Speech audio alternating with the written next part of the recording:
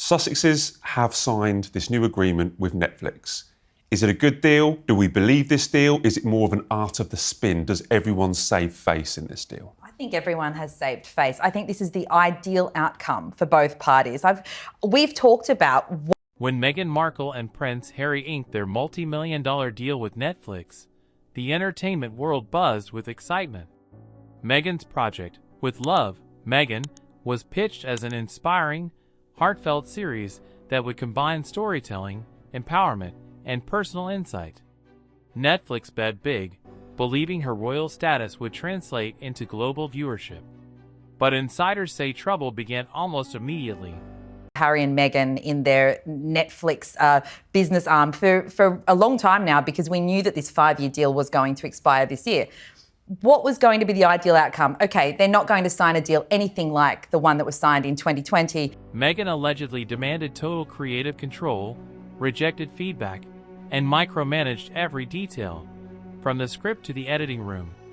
The breaking point came during a private internal screening. Executives and creative staff gathered to watch the nearly finished show and offer notes. But when minor critiques were raised, such as trimming certain scenes for pacing, Meghan reportedly exploded. She accused the team of jealousy, bias, and even racism. That they don't really exist anymore, that the landscape has changed completely for TV, but streaming services in particular. And so it did seem likely that there would either be a downgraded deal or an expiration of the deal. Now, the fact that both parties can say we've reached a new agreement. What should have been a constructive discussion quickly became, according to witnesses, a professional meltdown. By the end of the meeting, executives were united in their decision. The Markle experiment had run its course. Sources say Netflix's confidence in Meghan had been slipping for months. Test screenings underperformed. Audience surveys described her as unrelatable, and critics labeled the content as tone-deaf and self-serving. It's a PR win because the deal wasn't cancelled, as had been, speculated for some time. It's a first look deal. The Obamas are on a very similar one, so they're sort of in, I guess, company that they would be happy with in that regard. Executives began redirecting marketing resources to other projects. By the time the screening incident happened, the decision to cut ties was already in motion. The fallout was swift and brutal.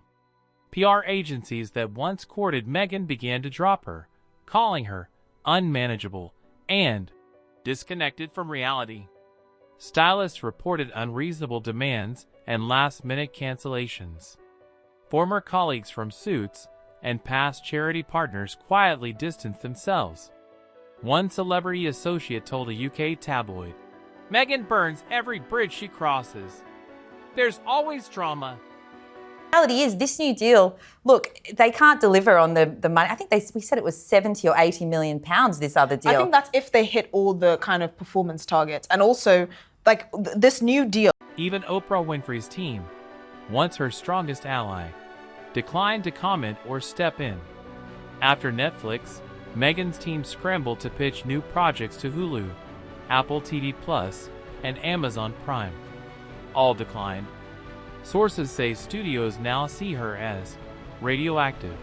Too much risk, too much drama, too little payoff.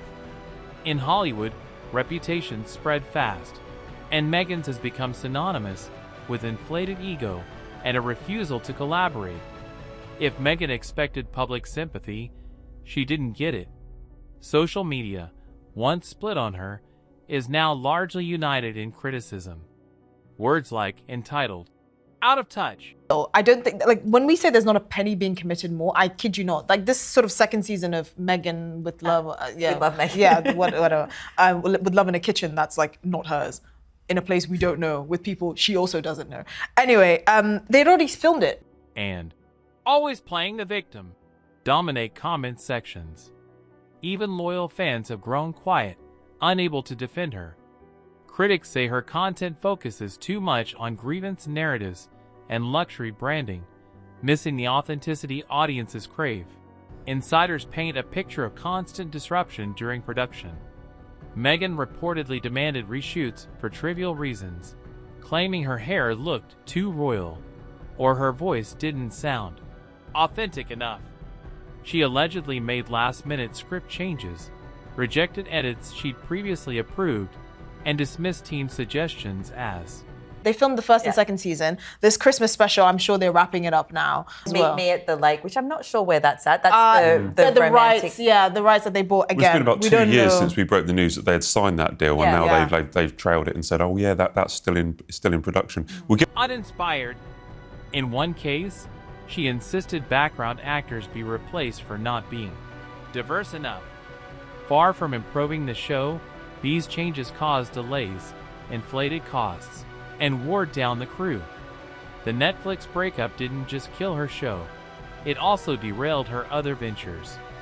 Meghan's planned lifestyle brand, which included skincare, home decor, and wellness retreats, relied heavily on the success of With Love, Meghan to drive attention and sales. When Netflix pulled out, investor confidence evaporated. Major backers withdrew. on to the exact shows in a minute. We'll go through in detail and talk about how exciting or how not exciting we think they're going to be. But the interesting thing, I think, about the statement or about the press release, which was very well written, I think, to kind of disguise some of the holes that we're picking up, is that it was all about Meghan. It was Leaving the brand's future in doubt before it could launch.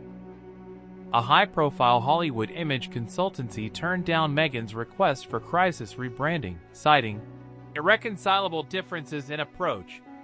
PR executives warn that her refusal to take responsibility makes her a liability. Once invited to gala dinners and red carpet events, Meghan now finds herself quietly removed from guest lists. Producers avoid her calls. Hollywood has closed its doors. This isn't about cancel culture or royal politics. It's about conduct. Netflix endured months of challenges, hoping the end result would be worth it. It wasn't. It was Meghan's statement, and it's Meghan that they appear to have actually be backing, because they back her As Ever brand, don't they? Netflix are fully behind her As Ever brand, and we know there's a second series and holiday series for With Love, Meghan. Where's Harry in this? Is we going to see him? It was so interesting because, as you say, that statement was written. It's a Other platforms saw the warning signs and chose not to take the risk. In an industry built on collaboration and trust, Meghan's approach has cost her both. This isn't about cancel culture or royal politics. It's about conduct. Netflix endured months of challenges, hoping the end result would be worth it. It wasn't. Other platforms saw the warning signs and chose not to take the risk. In an industry built on collaboration and trust, Meghan's approach has cost her both.